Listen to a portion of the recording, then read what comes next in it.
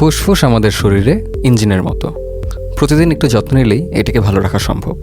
চলুন জেনে নিই কয়েকটা সহজ টিপস। দিনে কিছুটা সময় খোলা জায়গায় কাটান। পরিষ্কার বাতাস আপনার ফুসফুসকে দেয় এক নতুন শক্তি। ফুসফুসে যত শত্রু আছে, ধূমপান এদের মধ্যে নাম্বার 1। যত তাড়াতাড়ি ছাড়তে পারবেন তত ভালো। নিয়মিত হাঁটুন, সাইকেল চালান বা যোগব্যায়াম করুন। এতে ফুসফুস ভালো থাকে এবং শ্বাস প্রশ্বাস স্বাভাবিক থাকে। ঘরে যেন বাতাস চলাচল করে, জানালা খুলে দিন, গাছ রাখুন, এতে বায়ু অনেকটা পরিষ্কার থাকে।